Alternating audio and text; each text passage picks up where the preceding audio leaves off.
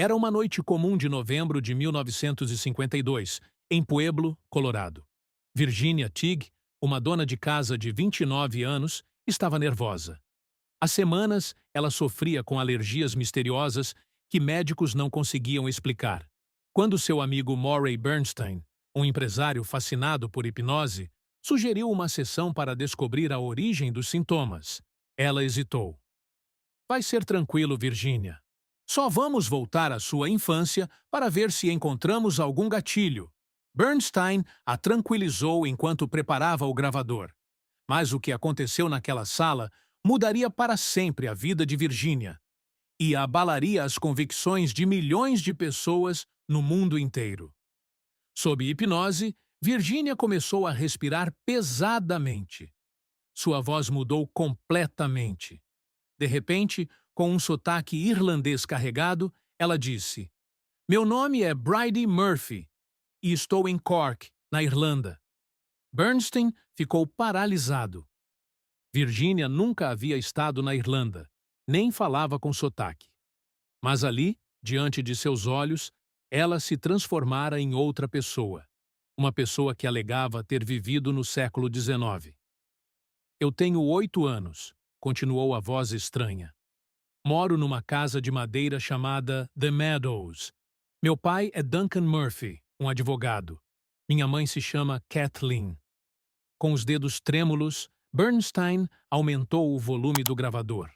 Ele não podia perder uma palavra sequer daquele relato extraordinário. Durante as próximas 2 horas, Bridie Murphy contou detalhes íntimos de uma vida que Virginia Teague jamais poderia ter conhecido. Falou sobre tradições irlandesas, cantou canções folclóricas em gaélico, descreveu paisagens de Cork com precisão cinematográfica. Quando Virginia despertou, não se lembrava de nada. Mas Bernstein sabia que havia testemunhado algo que desafiava toda a lógica. Seria possível que sua amiga fosse a reencarnação de uma irlandesa do século XIX? O que ele não imaginava era que essa descoberta se tornaria o caso de reencarnação mais famoso da história moderna, mas também um dos mais controversos. Bernstein não conseguiu dormir naquela noite. As palavras de Bridie Murphy ecoavam em sua mente. Casei com Sean Brian McCarthy quando tinha 17 anos. Ele era católico, eu protestante. Mudamos para Belfast, perto da igreja de Santa Teresa. Nos dias seguintes, ele pesquisou obsessivamente. Encontrou registros de que realmente existia uma igreja de Santa Teresa em Belfast no século XIX. As descrições geográficas de Bridie sobre a costa de Antrim eram surpreendentemente precisas. Como Virginia poderia saber disso? Preciso fazer mais sessões, decidiu Bernstein. Durante os próximos 10 meses, ele hipnotizou Virginia 6 vezes.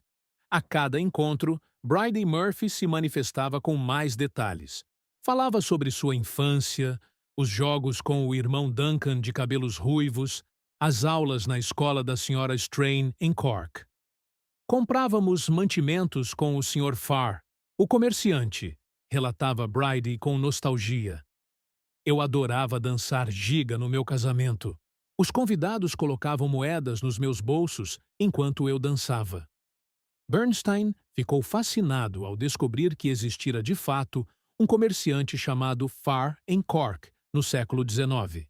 E a tradição de colocar moedas nos bolsos da noiva durante a dança era um costume irlandês autêntico. Mas foi quando Bridie descreveu sua morte que o clima na sala ficou sombrio. Eu tinha 66 anos, sussurrou a voz melancólica. Caí da escada, quebrei o quadril. Fiquei de cama por semanas até que tudo escureceu. Com lágrimas nos olhos, Bridie continuou. Vi meu próprio funeral. Vi minha lápide. Era estranho. Não sentia dor nem felicidade. Apenas paz. E depois? Perguntou Bernstein, mal conseguindo controlar a emoção. Depois, 59 anos depois, eu voltei. Renasci aqui, na América. Virginia começou a chorar ainda em transe. Quando despertou, suas bochechas estavam molhadas, mas ela não entendia por quê. Bernstein estava convencido. Tinha nas mãos o caso mais extraordinário de reencarnação já documentado. Em 1954, decidiu contar a história ao mundo através do Denver Post. A primeira matéria sobre Bridey Murphy foi publicada em setembro de 1954 no Empire Magazine, suplemento dominical do Denver Post. O título gritava: A estranha busca por Bridey Murphy. A reação foi imediata e avassaladora. As linhas telefônicas do jornal entraram em colapso. Cartas chegavam aos milhares. Em questão de dias, toda a América falava sobre a dona de casa de Colorado que se lembrava de uma vida passada na Irlanda. Isso é impossível, protestavam os céticos. É charlatanismo puro. Mas outros ficaram intrigados. Se fosse verdade, significaria que a reencarnação era real? Que a alma realmente sobrevivia à morte? Em janeiro de 1956, Doubleday lançou o livro The Search for Bridey Murphy, de Murray Bernstein. Virginia foi identificada apenas como Ruth Simmons para proteger sua privacidade. A obra vendeu 170 mil cópias nas primeiras semanas. O fenômeno explodiu nacionalmente. Gravações das sessões de hipnose foram lançadas em LPs e venderam como água.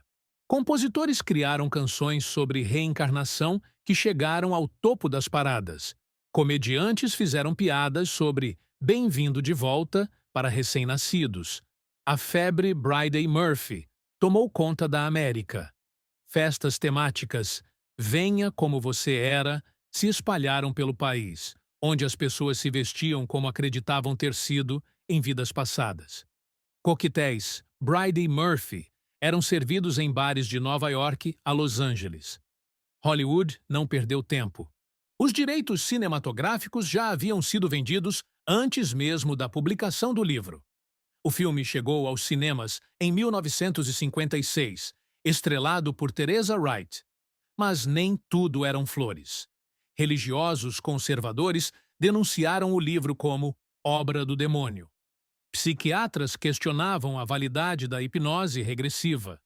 Historiadores começaram a investigar minuciosamente os fatos narrados por Bridey. Virginia Tighe se escondeu dos holofotes. Se eu soubesse o que ia acontecer, nunca teria me deitado naquele sofá, confessou ela anos depois. Enquanto isso, Bernstein estava no auge da fama. Programas de TV disputavam sua presença. Universidades o convidavam para palestras. Mas alguns jornalistas investigativos já farejavam inconsistências na história de Bridey Murphy. O caso que havia conquistado o mundo estava prestes a ser colocado à prova mais rigorosa. Os primeiros sinais de problemas surgiram quando jornalistas do Chicago Daily News foram enviados à Irlanda para verificar os detalhes narrados por Bridey.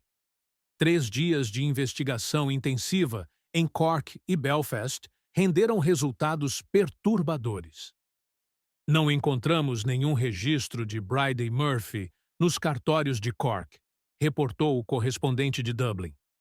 Nem de nascimento em 1798, nem de morte em 1864. Pior ainda, a casa de madeira chamada The Meadows, que Bridey descreveu, simplesmente não existia. Na Irlanda do século XIX, casas eram tradicionalmente construídas de pedra ou tijolo, não madeira. E há outro problema, continuou o repórter.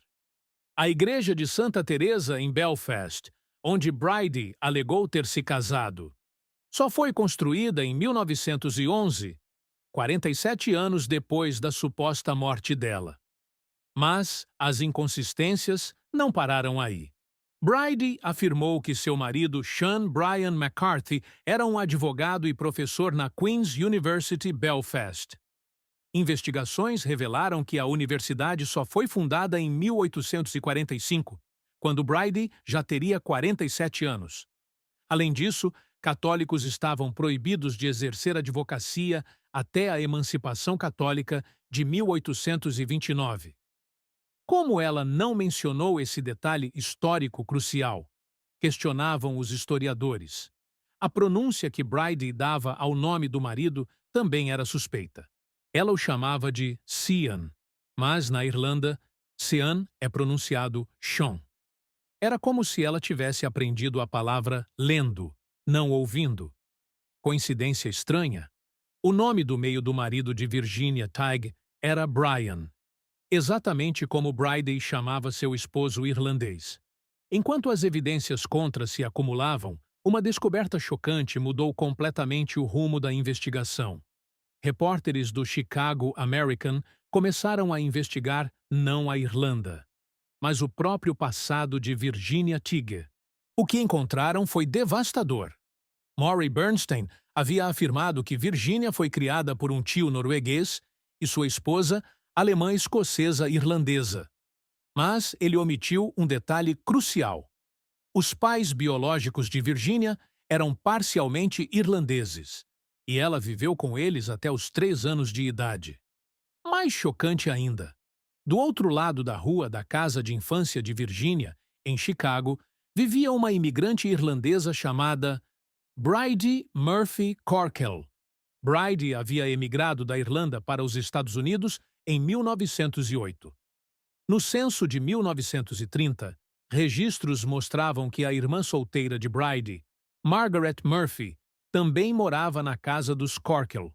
Será que a reencarnação de Virginia era na verdade uma memória enterrada da infância? A descoberta sobre Bridie Murphy Corkell caiu como uma bomba no mundo da parapsicologia. Céticos comemoraram, crentes se dividiram. Mas a história ficou ainda mais complexa quando investigadores mergulharam fundo na infância de Virginia Tighe. "Olha só isso", disse o detetive particular contratado pelo Chicago American, folheando documentos antigos. Virginia Tighe estudou teatro no ensino médio. E adivinha? Ela fazia peças com sotaque irlandês. Era como se cada peça do quebra-cabeças revelasse uma explicação mais mundana para o milagre de Bridie Murphy. Psicólogos introduziram um termo técnico para explicar o fenômeno: criptomnésia. Dr. Andrew Neher, psicólogo especialista, explicou: criptomnésia ocorre quando o cérebro recupera uma memória, mas não a reconhece como tal. É o oposto de falsas memórias. Virginia pode ter assimilado histórias de Bridie Corkell quando criança, esquecido a fonte, e sob hipnose, seu cérebro reconstruiu essas informações como se fossem de uma vida passada. Mas nem todos os especialistas estavam convencidos. Dr. Ian Stevenson, renomado pesquisador de casos de reencarnação, fez uma defesa veemente. Os críticos ofereceram apenas suposições de possíveis fontes de informação, não evidências de que essas foram as fontes reais. C.J. Ducasse, filósofo da Universidade Brown, concordou. Como Virginia poderia ter conhecimento tão detalhado de tradições irlandesas do século XIX? Algumas informações que Bridie forneceu eram desconhecidas até para historiadores especializados na época. De fato, alguns detalhes permaneciam inexplicáveis. As descrições da costa de Antrim eram fotograficamente precisas. A jornada de Belfast a Cork, que Bridie descreveu, correspondia exatamente aos trajetos reais da época. O costume de colocar moedas nos bolsos da noiva durante a dança irlandesa era uma tradição autêntica, mas pouco conhecida. Como uma dona de casa de Colorado conheceria essas minúcias? Questionava Ducasse. Virginia Tighe, no centro da tempestade, mantinha-se calada. Ela detestava a publicidade e evitava entrevistas. "Nunca mais me submeterei à hipnose", declarou firmemente. Em 1976, numa rara entrevista ao Los Angeles Times, ela admitiu: "Não consigo mais me lembrar de nada do que relatei como Bridie. Mas, sendo cética sobre reencarnação toda a minha vida, agora estou mais persuadida. O peso das evidências parece apontar para essa crença." O caso estava longe de ser resolvido. Tinha virado uma batalha entre ciência materialista e possibilidades paranormais. Enquanto o debate científico fervia, a vida de Virginia Tighe se tornava um inferno.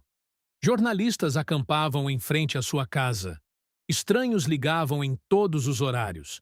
Fanáticos religiosos a acusavam de feitiçaria. Curiosos batiam à sua porta querendo falar com Bridie. Eu só queria minha vida normal de volta, confessou ela anos depois. Nunca pedi para ser famosa. Nunca pedi para ser o centro de uma controvérsia mundial. A pressão era tanta que Virginia e o marido Hugh Brian Tighe se mudaram várias vezes, sempre tentando escapar da atenção da mídia. O casamento não resistiu ao estresse. Eles se separaram e Virginia eventualmente se casou com Richard Morrow. Mas a história de Bridie Murphy havia criado vida própria. Inspirou dezenas de livros sobre reencarnação. Hipnoterapeutas do mundo inteiro começaram a praticar regressão a vidas passadas. Nasceu uma indústria inteira baseada na ideia de que todos nós tivemos existências anteriores. O caso Bridie Murphy mudou para sempre a percepção ocidental sobre reencarnação. Observa Dr. Michael Shermer, historiador da ciência. Antes, era considerado conceito puramente oriental. Depois, milhões de americanos começaram a acreditar que já viveram antes. Murray Bernstein, o hipnotista que começou tudo, também enfrentou consequências. Atacado por céticos e religiosos, ele abandonou a hipnose e voltou aos negócios. Paradoxalmente, tornou-se muito bem-sucedido financeiramente e filantropo respeitado em Pueblo, Colorado. Bernstein nunca admitiu que foi enganado, conta um biógrafo. Até morrer em 1999, manteve que havia testemunhado algo genuinamente paranormal. Já Virginia nunca lucrou significativamente com a fama. Recebeu apenas 5% dos direitos do livro, cerca de $11 mil. Passava os dias como dona de casa comum, criando filhos e enteados, tentando esquecer que um dia foi a pessoa mais famosa da América. As pessoas não entendiam, disse ela numa entrevista rara. Eu não escolhi ser Bridie Murphy. Isso aconteceu comigo, não por mim. Enquanto isso, pesquisadores continuavam divididos. Alguns viam o caso como prova definitiva de que reencarnação era fantasia. Outros argumentavam que as evidências contra Bridie eram circunstanciais. Mesmo que Virginia tenha absorvido informações sobre Irlanda na infância, argumentava Dr. Stevenson, isso não explica a riqueza de detalhes culturais e históricos que ela demonstrou sob hipnose. A controvérsia se arrastaria por décadas, dividindo cientistas, religiosos e o público em geral. Em 1965, uma década após a publicação original, Murray Bernstein lançou uma segunda edição de The Search for Bridie Murphy, com verificações adicionais. Ele estava determinado a provar que os céticos estavam errados. Encontrei mais evidências, declarou Bernstein, numa coletiva de imprensa. Registros que confirmam vários detalhes específicos que Bridie forneceu. De fato, algumas descobertas eram intrigantes. O comerciante Farr, que Bridie mencionou, havia realmente existido em Cork. Alguns dos sobrenomes que ela citou eram historicamente precisos para a região e época. Certas tradições culturais que ela descreveu foram confirmadas por folcloristas irlandeses. Mas os críticos permaneceram inflexíveis. São coincidências, insistia Dr. Martin Gardner, cético famoso. Ou informações que Virginia poderia ter obtido através de fontes normais que ela depois esqueceu. O fenômeno da criptomnésia se tornou a explicação científica oficial. Estudos experimentais demonstraram como a hipnose podia fazer pessoas criarem memórias elaboradas baseadas em informações esquecidas. Dr. Michael Shermer conduziu experimentos onde hipnotizou voluntários e os fez lembrar de vidas passadas detalhadas. Investigações posteriores sempre revelavam que os detalhes vinham de livros, filmes ou conversas que os sujeitos haviam esquecido conscientemente. A mente humana é uma biblioteca gigantesca, explicava Shermer. Sob hipnose, acessamos arquivos enterrados e os reorganizamos como se fossem memórias reais. Mas defensores da reencarnação não se renderam. Dr. Jim Tucker, sucessor de Ian Stevenson na Universidade de Virgínia, argumentava: mesmo explicando algumas informações por criptomnésia, permanecem aspectos do caso Bridey Murphy que desafiam explanações convencionais. Tucker catalogou centenas de casos similares ao redor do mundo. Crianças pequenas que descrevem vidas passadas com detalhes verificáveis, antes mesmo de poderem ter absorvido essas informações de fontes externas. O debate científico se tornou quase filosófico. Era questão de worldview. Vemos o universo como puramente material ou há dimensões espirituais que a ciência ainda não compreende? Virginia Tighe permanecia no centro dessa tempestade intelectual, mas agora preferia o anonimato. Raramente falava sobre Bridey Murphy. Quando perguntada, dizia apenas: foi algo que aconteceu comigo há muito tempo. Não tenho mais certeza do que pensar sobre isso. Em 1980, ela deu sua última entrevista sobre o assunto. Quanto mais velha fico, mais quero acreditar. Mas a verdade é que nunca vou saber com certeza se Bridey Murphy realmente existiu ou se foi criação da minha mente. Os anos passaram, mas o legado de Bridey Murphy continuou moldando a cultura americana. Centros de regressão hipnótica se multiplicaram. Livros sobre vidas passadas lotavam as prateleiras. Celebridades começaram a contar suas próprias lembranças de existências anteriores. Bridey Murphy abriu as comportas, observa a socióloga Dr. Linda Woodhead. Transformou reencarnação de crença exótica em fenômeno mainstream. Mas a comunidade científica permanecia cética. Estudos rigorosos sobre hipnose regressiva mostravam que as memórias recuperadas eram altamente influenciáveis. Hipnotistas inexperientes frequentemente plantavam sugestões nos pacientes sem perceber. A hipnose não é máquina de tempo, alertava a Dr. Elizabeth Loftus, especialista em falsas memórias. É estado de sugestibilidade extrema, onde a fantasia se mistura com realidade. Experimentos controlados revelaram como facilmente pessoas hipnotizadas criavam vidas passadas, complexas. Quando investigadas, essas histórias invariavelmente continham anacronismos, impossibilidades históricas ou informações facilmente acessíveis em livros e filmes. Dr. Nicholas Spanos, da Universidade Carleton, conduziu estudos onde metade dos sujeitos hipnotizados recebia sugestões sutis sobre vidas passadas específicas. Invariavelmente, as memórias recuperadas se alinhavam com as sugestões implantadas. É como programar um computador, explicava Spanos. A mente hipnotizada aceita as instruções e constrói narrativas elaboradas em torno delas. Mas mesmo com toda a evidência científica contra, milhões de pessoas continuavam acreditando. O caso Bridey Murphy havia tocado algo profundo na psique humana. O desejo de imortalidade, de significado, de continuidade além da morte. Virginia Tighe observava esse fenômeno com sentimentos mistos. Parte dela se orgulhava de ter inspirado tantas pessoas a questionar os limites da existência.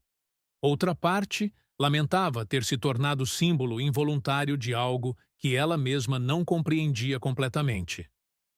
Às vezes me pergunto, disse ela numa conversa privada com uma amiga, se Bridey Murphy foi real ou não importa tanto quanto o impacto que teve nas pessoas. Talvez a verdade seja menos importante que a esperança. Em 1990, já avó de 10 netos, Virginia raramente pensava mais em Bridey Murphy. Sua vida havia seguido adiante. Casamento, filhos, alegrias e tristezas comuns a qualquer pessoa. A fama mundial parecia um sonho distante, mas, ocasionalmente, Alguém a reconhecia numa loja ou restaurante. Você não é a mulher da Bridie Murphy? Perguntavam sussurrando. Virginia sorria educadamente e mudava de assunto. A história que começara numa sala simples em Colorado havia se espalhado pelo mundo, influenciando religiões, terapias e visões de mundo. Mas, para Virginia, permanecia um mistério pessoal sem solução. No verão de 1995, Virginia Morrow, como era conhecida após seu segundo casamento, sentia que sua jornada terrena chegava ao fim. Aos 72 anos, doente e frágil, ela refletia sobre a vida extraordinária que havia levado. Será que vou encontrar Bridie Murphy do outro lado? Perguntou ela à filha durante uma das últimas conversas. Era uma pergunta que a atormentava há décadas. Em 12 de julho de 1995, Virginia morreu pacificamente em Denver, Colorado. O obituário do New York Times terminou com ironia sombria. Virginia Morrow morreu ontem, talvez pela segunda vez. A notícia de sua morte reacendeu o interesse mundial pelo caso Bridie Murphy. Documentários foram produzidos. Debates ressurgiram em universidades. Nova geração de pesquisadores examinou as evidências com tecnologia moderna. Dr. Jim Tucker, da Universidade de Virgínia, liderou uma revisão completa do caso. Aplicamos métodos científicos rigorosos que não existiam nos anos 1950, explicou Tucker. Analisamos cada detalhe com ceticismo saudável, mas mente aberta.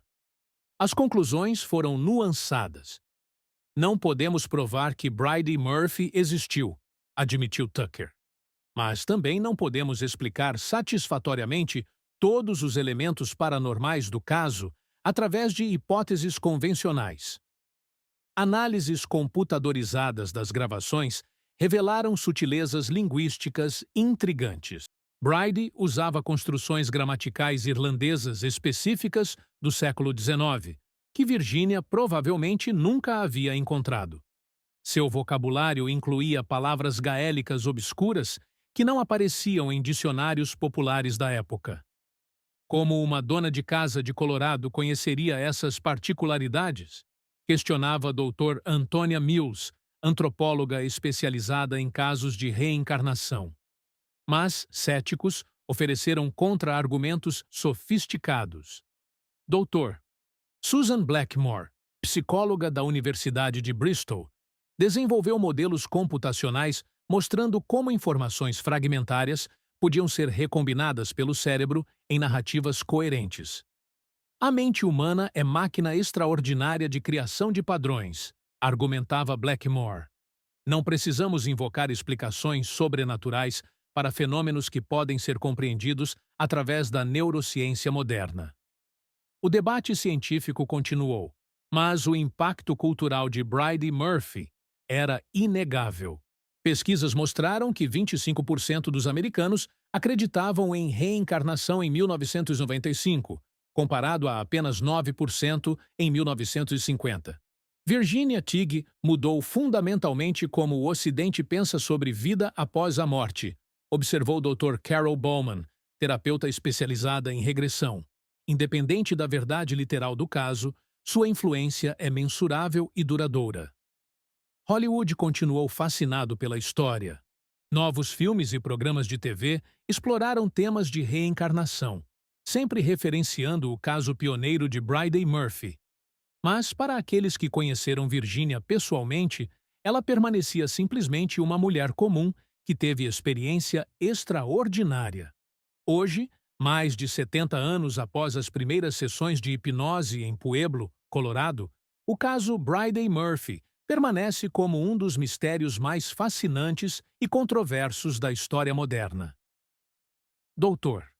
Ian Stevenson, que dedicou sua carreira ao estudo científico da reencarnação, ofereceu o veredicto mais equilibrado.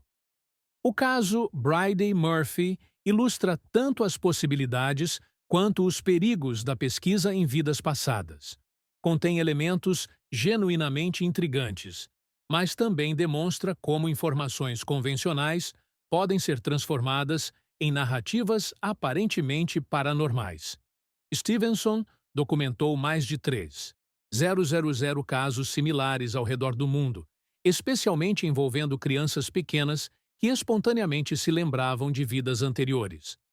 A diferença, explicava ele, é que nesses casos, as crianças fornecem informações verificáveis antes de qualquer contato com as famílias das pessoas falecidas que alegam ter sido.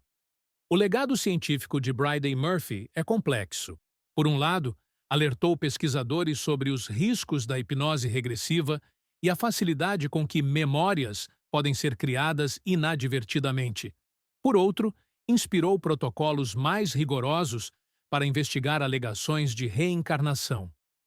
Virginia Tighe nos ensinou a importância da verificação independente e do ceticismo saudável, observa Dr. Tucker. Mas também nos lembrou que alguns aspectos da consciência humana permanecem profundamente misteriosos. Para a família de Virginia, o caso é lembrado com sentimentos ambíguos. Minha mãe nunca buscou fama, disse sua filha numa entrevista recente. Ela era apenas uma pessoa comum que teve experiência extraordinária. O fato de ter tocado tantas vidas ao redor do mundo a deixaria simultaneamente orgulhosa e perplexa. A casa em Pueblo, onde tudo começou, ainda existe. Ocasionalmente, turistas interessados em parapsicologia fazem peregrinações até lá. Moradores locais contam que às vezes ouvem sons estranhos vindos do endereço. Mas provavelmente é apenas imaginação. Virginia Tighe morreu sem nunca saber com certeza se Bridey Murphy foi real ou produto de sua mente. Talvez essa incerteza seja apropriada. Afinal, os maiores mistérios da existência humana raramente têm respostas definitivas. O que sabemos é que uma noite de novembro de 1952 mudou para sempre como milhões de pessoas pensam sobre vida, morte e possibilidade de existir além do físico. Independente da verdade literal sobre Bridey Murphy, sua história continua inspirando questões fundamentais sobre natureza da consciência e mistérios da existência. Se a alma sobrevive à morte corporal, se já vivemos antes, se voltaremos a viver novamente, essas são perguntas que cada pessoa deve responder por si mesma. O caso Bridey Murphy simplesmente nos lembra que há muito mais mistério no universo do que nossa ciência atual pode explicar.